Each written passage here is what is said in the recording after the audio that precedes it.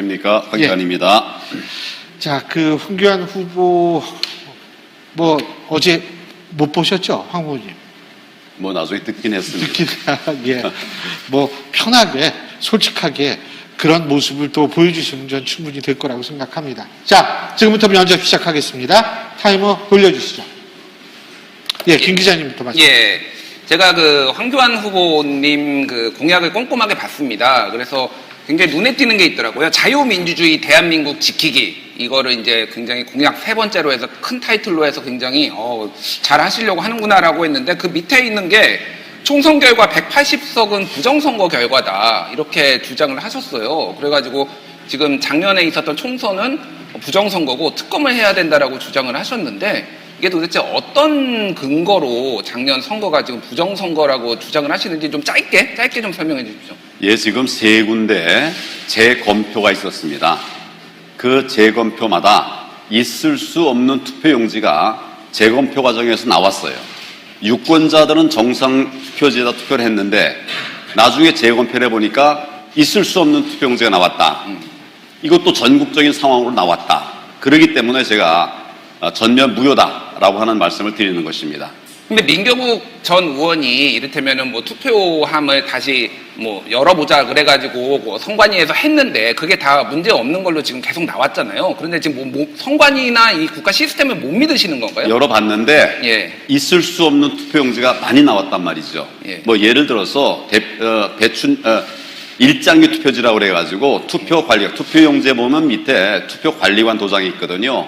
그게 제대로 된 도장이 도저히 볼 수 없는 문드러져 버린 이런 투표용지. 만약 내가 투표용지에 갔었다면 그런 투표용지를 받았으면 이의제기하지 않겠습니까? 그런 이의제기가 당일에는 없었어요. 투표 당일에는. 근데 나중에 보니까 이게 한 1000여 장 넘는 이런 이상한 투표지가 나왔단 말씀이죠. 예. 이건 누가 중간에 집어넣었다는 그런 결론밖에 논리적으로 추정이 안 되는 거죠. 제가 하나만 더 질문 드릴게요. 예, 그러면은 이 주장에 대해서 동조하시는 분이 지금 당에서 몇 분이나 계신가요? 이게 당의 공식 입장이나 이런 건가요? 지금 민경욱 전 의원을 말고는 저는 잘 모르는데 이거 어떤 분들이 같이 뜻을 하시는지 좀 밝혀주시겠습니까? 이거에 대해서? 시민들이 상당한 분들이 예. 뜻을 같이 하고 있습니다. 의원들이나 당직자나 이런 분들은 안 계신가요, 혹시? 의원이나 당직자나 예. 시민들이나 그 마음들은 다 있죠. 그러니까 공식적으로 이거를 부정선거다라고 말씀하시는 분들이 당에 있냐고요. 당대표나 당장 우선 총장이나 이런 장기표 후보가 예. 공식적으로 기자회견을 했어요. 부정선거였다고. 예. 제가 질문을 이어서 가겠습니다.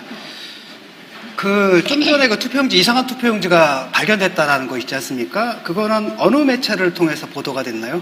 제가 봤습니다. 가서. 예, 직접 가서 본 겁니다. 언론사에 제보 좀 해보셨나요?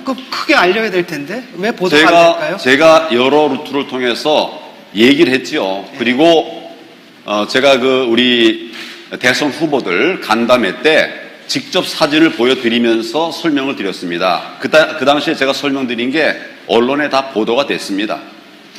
예를 들어 언론사에서 이것이 정말로 이상한 표가 발견됐다라는 보도는 저는 본 거 없고요. 제가 본 건 주로 극우 유튜버들이 하는 거기서만 주장하는 거로 알고 있거든요. 그런데 지금 대선에 나오신 분이 어떤 공식적인 매체들에 보도되지 않은 얘기를 그저 유튜브만 보고 이렇게 공적으로 발언하시는 것이 적절한가? 김 교수님, 제가 우리 이제 대선 후보들 간담회에서 보여드린 이 장면과 상황은 우리 유튜브뿐만 아니라 방송에서 다 그대로 보도가 됐습니다. 어느 방송이죠? 그 당시 여러 방송들이 나와서 같이 그러니까 했어요. 그렇게 주장하는 사람들이 있다는 것은 보도가 됐을지 몰라도 어느 방송사도 쉽게 말하면 조선일보, 중앙일보, 동아일보 같은 보수 신문에서도 그런 주장들은 진지하게 받아들이지 않고 있는 걸로 알고 있습니다. 제가 실제 증거물을 제시를 했습니다. 증거물들을 방금 말씀드리는 것처럼 여러 기자들 앞에서 직접 다 보여드렸어요. 여기 제가 가지고 있는 스마트폰에 담겨 있는 걸 다 보여줬습니다. 그리고 투표용장에서 있을 수 없는 빳빳한 투표용지가 있다. 이런 얘기도 했고 그것도 다 보여줬고요. 예, 이것이 이 사진이 언론을 서칭해 보면 여러 군데 나와 있습니다. 예, 모든 음모론은 다 나름대로 근거를 갖고 있습니다. 달착륙 음모론도 다 근거를 갖고 나오거든요. 그런데 그것들을 이성적으로 판단을 하셔야 되는데 사실 당시 총선이라는 것은 참 민주당의 압승이 예상됐고요. 심지어 민주당에서는 뭐냐면 그때 유시민 씨가 180석 들고 나왔지 않습니까? 까기 전에 이분들은 다 시뮬레이션 돌려본 겁니다. 돌려봐가지고 딱 압승한다. 정확한 숫자까지 다 예측을 하고 있는데 이상하게도 그 당시에 미래통합당인가요? 그분들만 자기들이 이길 거라고 착각을 하고 있는데 그런 착각을 줬던 게 바로 유튜브들의 유튜브 방송이거든요. 그 세계에서만 했다가 나중에 그 참패로 나오니까 그 다음 때 뭐라고 나오냐면 인지 부조화 상태에 빠진 거예요. 내가 이걸 해석하는 방식이 유튜브의 얘기를 듣고 얘기하는 게 아니고 재검표 현장에서 가서 본 투표용지들을 그걸 토대로 해서 제가 얘기를 하고 있는 예, 겁니다. 좋습니다. 네, 잠깐만, 황 후보님 좋습니다. 그러면 그 잘못된 투표지 또는 이상한 투표지, 정상이 아닌 투표지를 보시고 나서 어떤 대응을 하셨습니까? 지금 후보자들이나 국힘당의 무슨 회의를 할 때 보여주시는 거 외에 법적으로 어떤 대응을 하셨습니까? 지금 인천에서의 재검표 직후에 해당 민경욱 의원이 선관위를 고소했습니다. 예, 아니 지금 그거는 수사 민 중에 의원이 한 있습니다. 거고 제가 우리 같이 후보께서- 협의해서 내 네. 판단에는 이렇다 네. 얘기를 했고 또 그것을 같이 얘기하는 분들이 함께 논의해서 이거는 당연히 고소해야 된다 뭐 이렇게 한 것으로 그렇게 황 알고 후보 있습니다. 개인의 명의로 뭐를 한 것은 아니고 그냥 지금 민경욱 의원이 했다는 거를 말씀을 하시는 거죠. 제 선거구가 아니니까 네. 지금 해당 선거구인 민경욱 의원이 고소를 했습니다. 또 제가 자, 하나만 그러면은요. 예. 그 우리 후보들 중에 황 후보만큼의 스펙이라 그럴까요? 경력을 가지신 분이 없습니다. 법무장관도 하셨고 총리도 하셨고 대통령 직무대행까지 다 하셨는데 좀 아픈 질문이 되겠습니다만 왜 이렇게 여론 지지도가 낮을까요? 그 이유가 뭘까요? 지금 그 아까 얘기하던 거 이제 마저 한다면 아니요, 아까 그거는 이제 다른 질문이 또 나오면 하시고, 예. 네. 지금 제가 여쭤본 질문에 대해서 답을 간단하게 좀 해주세요. 지난번 총선에서 우리가 의석을 많이 얻지 못했고 숫자적으로 패했습니다. 이 부분에 대해서 제가 그 당시에 당 대표였기 때문에 모든 책임을 내가 진다 하고 그 다음에 어떻게 보면 이제 침묵의 시간을 가졌죠. 오래 그런 시간을 가졌습니다. 제가 다시 정치를 한다고 한 것이 지금 한 달 조금 넘었습니다. 아직 짧습니다. 앞으로 시간 많이 있습니다. 국민들께서는 뭐가 정인가 바로 알아보실 것입니다. 제가 좀 질문 좀 드릴게요. 그거 추가되는 건데 여기 지금 후보자께서 그때 발표하신 게 2번 표가 무효표가 1번으로 가는 장면 이거거든요. 이것도 근거로 제시하셨죠. 그런 것 중에 하나를 하나인데 제가 말씀을 드렸습니다. 이게 언제 나온 거냐면은 2012년에 김어준 씨가 대선 개표 부정이 있었다라고 하면서 개표기가 문제가 있다라고 이거를 한 거예요. 그럼 좀 제가 후보자께 드린 자료는 예. 지난 4.15 총선 이후에 예. 우리가 검표 과정에서 나온 자료들입니다. 그러니까 제가 말하는 거는 개표기가 문제가 있다라고 2012년 대선이 무효라고 김어준 씨가 얘기를 했는데 그러면 후보자께서는 2012년 대선 무효라고 생각을 하십니까? 김어준 씨하고 저는 관계 없습니다. 김어준 씨랑 저는 똑같은 자료를 들고 지금 지난 같은 얘기를 하시잖아요, 지금. 4.15 총선 예. 과정에서 나온 자료들을 제가 말씀드린 거예요. 그러니까 개표기가 문제가 있다라고 이렇게 주장을 하시면서 하는 거는 김어준 씨가 그럼 박근혜 대통령 2012년 단성도 그러면 그거는 잘못된 거겠네요. 그때 문재인 후보가 됐어야 되는데. 지금 저는 4.15 총선에 대한 문제를 제기하고 아니, 있습니다. 그러니까 말씀하신 무슨 얘기냐면요. 예. 지금 그 말씀하시는 얘기랑 김어준 씨가 했던 얘기랑 똑같다는 얘기예요. 글쎄 내가 본 얘기를 하는 겁니다. 그러니까 우리가 김어준 본 씨도 얘기. 봤겠죠. 예. 누가요? 김어준 씨도 뭔가를 봤겠죠. 아니, 당시에도 똑같은 거 지금 말씀하시는 것을 그 당시 김어준 씨하고 그를 추종하는 사람들이 똑같이 얘기를 했고요. 똑같은 근거를 댔고 똑같이 지금 봤다라고 얘기를 하고 그렇거든요. 아니 지금 4.15 총선 얘기를 하는데 왜 옛날 얘기를 합니까? 똑같으니까. 지금 얘기를 하는 거예요. 우리 이제 참관했고 또 변호인으로 참여했던 분들이 확보한 자료를 제가 말씀드린 겁니다. 옛날 자료가 아니라 바로 이 자료예요. 예, 그래서 지금 특검을 주장을 하시는 거죠. 그렇죠. 네, 그거는 그렇고요. 제가 볼 때 저는 황 후보의 정책은 굉장히 좀 특별하리라 기대를 했습니다. 그런데 제가 받아본 자료에 따르면 과연 총리를 지내시고 대통령 직무대행을 하셨을까 할 정도로 정책이 너무 허술해요. 그러니까 아이를 키우기 행복한 나라 그게 처음이고 경제에 대해서도 거시적 미시적 그런 대책은 전혀 없으시고 외교 안보 쪽도 찾아볼 수가 없고 그렇습니다. 자, 어제 국제 IOC는 북한 IOC의 활동을 내년 연말까지 정지시켰습니다. 그리고 재정 지원도 끊겠다 그러고 기존에 지불이 된 것도 다 회수하겠다 그랬어요. 내년 북경 동계 올림픽, 제가 볼 때는 러시아에서 있었던 1980년도 모스크바 올림픽하고 똑같이 이거는 보이콧 대상 아닌가 하는 생각이 듭니다. 러시아 올림픽이 왜 보이콧 됐는지는 아시나요? 뭐 대강 알고 있습니다. 네, 아프가니스탄을 구소련이 침공을 했기 때문에 그 다음에 있는 모스크바 올림픽을 보이콧했습니다. 50여 개국이 그랬어요. 그랬을 때 중국도 같이 보이콧하고 선수들을 내보내지 않았습니다. 인권 탄압이라는 이유로 그렇게 했거든요. 그러면 지금 홍콩이나 위구르나 내몽골이나 또는 탈북자들이나 이 인권 탄압이 중국이 저지르는 인권 탄압이 엄청난데 이 보이콧 해야 된다고 생각하지 않으십니까? 뭐 여러 가지 종합적인 검토가 필요하겠죠. 지금 지적한 내용들 틀리지 않은 부분이 많습니다. 또 우리도 지금 중국으로부터 여러 가지 또 물론 같이 교류도 하지요. 하지만은 부당한 이런 피해를 보는 것들이 많이 있습니다.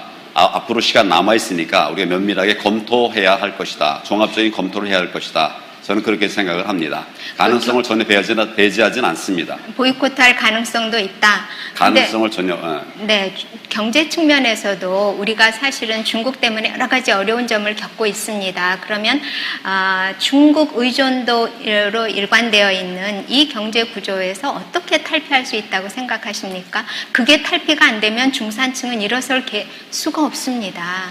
그 방책을 좀 말씀해 주시죠. 아시다시피 우리가 FTA를 지금 전 세계적으로 같이 이제 맺고 있지 않습니까? 특정 국가에 편향돼 있는, 좀 치중돼 있는 이런 경제 구조는 바꾸기는 해야 됩니다. 그렇지만 중국과 완전히 이를테면 관계를 끊을 수는 없죠.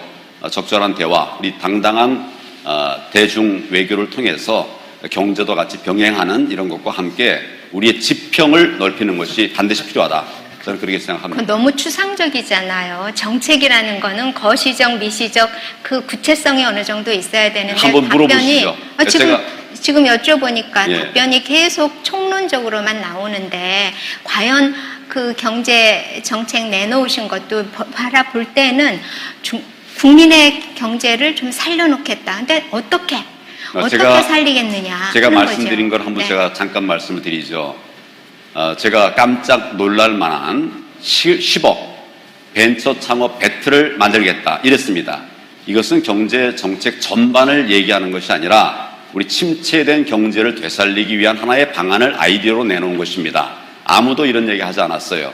그런데 우리가 그 10억 배틀을 하게 되면 매일 배틀을 합니다. 내일도 하고 모레도 하는데 이것이 각각 출발해서 한 달 뒤에는 10억을 포상을 받는 겁니다. 그걸로 창업하고 벤처를 일으키는 거죠. 하나의 기업들이 만들어지는 것입니다. 이것이 만약 한 달, 두 달 진행된다고 하면 이제 여러 가지 직장, 공무원 되기 위해서 했었던 사람들, 대기업 가기 위해서 했던 사람들 여기 이제 도전할 겁니다. 우리가 나가수다 또는 지난번에 미스 트롯 다 보지 않았습니까? 우리 국민들은 역량이 있는 분들이거든요. 길을 살려주기만 하면 되는 거죠. 대기업이라든지 나머지 부분에 대해서는 또 병행이 필요하지만 경제의 길을 살리는 하나의 아이디어로 제가 말씀을 드리는 겁니다. 그 경제의 기가 노래는 아니지 않습니까? 미스 트롯이나 나가수처럼 나가서 역량을 테스트를 받는 것하고 경제하고는 다른 거죠. 테스트 받는 정도가 아니라 제가 10억이라고 하는 것은 창업 자금과 그 이후에 계속 기업을 유지할 수 있는 자금을 얘기하는 거거든요. 회사를 하나 만드는 겁니다. 매일 만드는 겁니다. 1년 동안 매일 360억이 만들고 각 기업들이 5명, 10명씩 일자리를 만드는 겁니다. 이것은 하나의 배틀로 끝나는 게 아니라 실제 경제 성장과 직결되는 그런 아이디어를 제가 말씀드린 겁니다. 예, 다음 질문으로 좀 넘어가겠습니다. 게임이죠, 그건. 네. 굉장히 공약이 소박하세요. 소박하고 허황되지 않다는 느낌은 있습니다. 그런데 신혼부부 주택 매년 10만 호 말씀하시지 않았습니까? 그런데 이 구체성 많이 떨어지는 거, 좀 전에 지적하신 것처럼 이게 구체성이 너무 떨어져가지고, 예를 들어서 제가 한번 질문을 드릴게요. 이게 매년 10만 호인데 이 주택을 어디에 지을 것이며, 택지 확보는 어떻게 할 것이며, 이 분양가는 얼마며, 그 다음에 여기에 소요되는 그 재정 있죠? 재원은 총 얼마로 예상하십니까? 아마 한 40조, 물론 설계에 따라서 차이가 있을 수 있겠죠. 한 40조 정도가 될 것으로 이렇게 예상이 됩니다. 정부의 자금과 또 금융기관의 지원 이런 것을 통해서 재원 마련은 충분히 할 수 있다고 생각합니다. 그리고 우리 짓기 정책이 아니라 규제 정책을 했기 때문에 집을 못 짓는 겁니다. 집 지을 장소가 없는 것이 아니에요. 또 집 예를 들면 아주 쉽게 말하면 전국에 노후주택이 300만 호가 있습니다. 이거 리모델링만 잘해도 그거보다 6배, 7배의 더 많은 집을 만들 수가 있거든요. 그러니까 300만에 7이면 2천만 호를 만들 수 있다는 얘기입니다. 얼마든지 기회는 있어요. 우리가 정책 방향만 잘 잡으면 집 마련하기 어렵지 않습니다. 그러니까 24평 규모의 조그만 아파트다, 국민 아파트다 그러면은 분양가는 어느 정도 생각하고 계십니까? 4억 정도 생각합니다. 네, 제가 질문 좀 드리겠습니다. 황교안 후보에 대해서 선당 후사가 아니라 선사 후당이다 이런 언론 보도가 있더라고요. 그래서 개인의 이익, 당의 어떤 이익보다는 개인의 이익을 위해서 움직인다 이런 게 있는데 예를 들면 올해 5월달에 백신을 미국에 받으러 가셨는데 당이 지금 국민의힘이 당이 공식적으로 박진학 의원 두 분을 이제 파견을 하기에 앞서서 본인이 먼저 가가지고 그것도 공식 라인도 아니고 전 국무부 아태 차관보를 전직을 만나서 백신을 달라고 해서 당이 받아야 될 스포트라이트를 다 뺏었다. 게다가 그 당시에 백신을 달라고 하는데 서울하고 국민의힘이 지자체인데부터 먼저 달라고 해라. 그래서 서울, 부산, 제주만 먼저 달라고 해라. 그래서 국민 분열시키는 거 아니냐 이런 지적도 받으셨어요. 자, 어떻게 생각하십니까? 선사 후당이라는 그 지적에 대해서 어떻게 지금 말씀하신 게 팩트에서 많이 틀리다는 건 아시죠? 어떤 게 틀립니까? 그건 설명을 해주십시오. 예. 당에서 가겠다고 하기 전에 내가 간 겁니다. 또 우리 정부, 문재인 정부가 가겠다고 하는 말을 하기 전에 내가 간 겁니다. 가겠다고 하는 마음이 있었던 건 모르겠어요. 그렇지만 바깥으로는 나간다는 이야기가 전혀 없었습니다. 없었기 때문에 제가 2월, 3월부터 준비해가지고 몇 달 준비해서 나간 겁니다.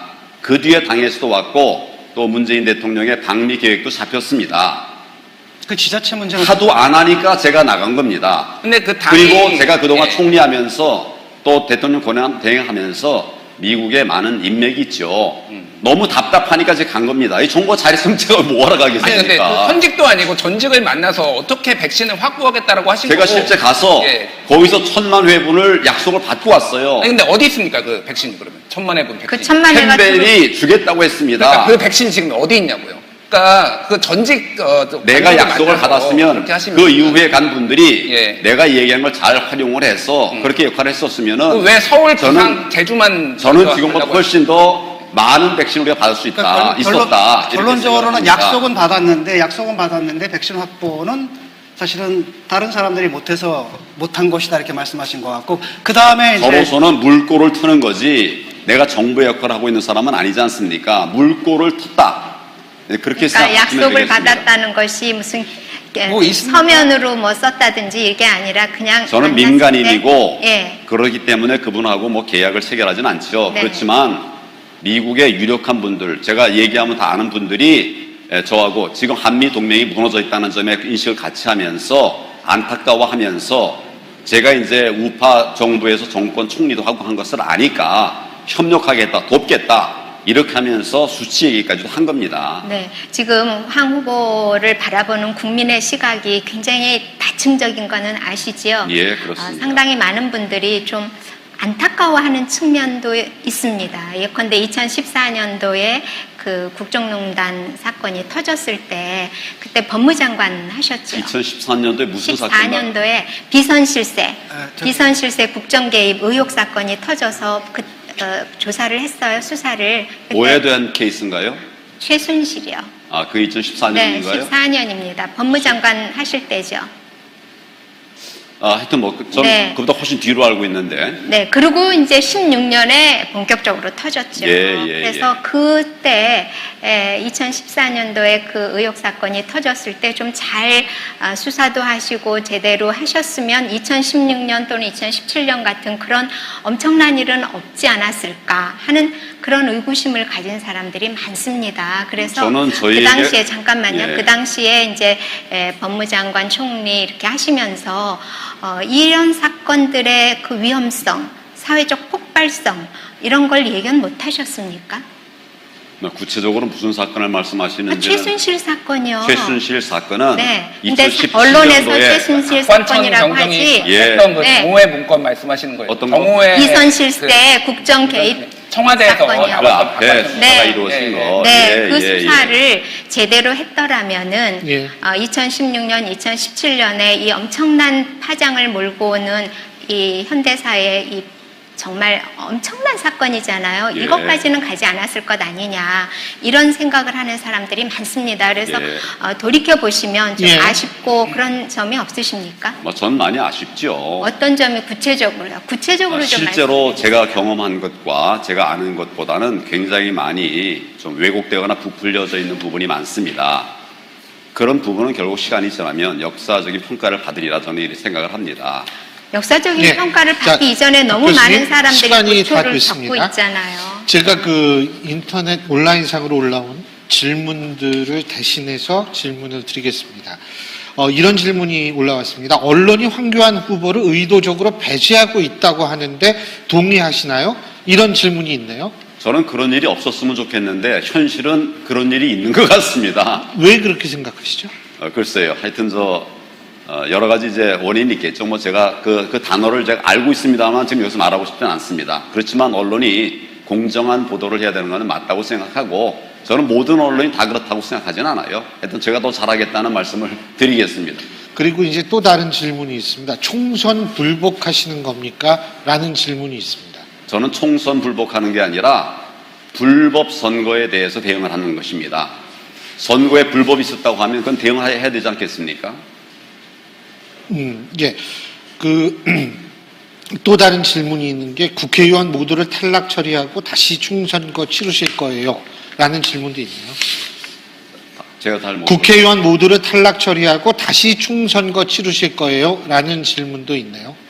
저는 지난 4.15 총선은 전면 무효라고 생각합니다. 그 이후의 절차는 또 정치권에서 다루어가야 될 일이라고 생각합니다. 그 기록적인 참패를 책임을 안 지고 지금 그래서 부정선거 음모론으로 그렇게 빠져드시는 건 아닌가? 당시 당대표로서 그거를 책임지셔야 될 자리죠. 제가 그 모든 책임을 지고 4월 시간이 15일 다 됐습니다. 밤 11시에 예. 모든 당직을 시간이 다 됐습니다. 물러났습니다. 예, 감사합니다.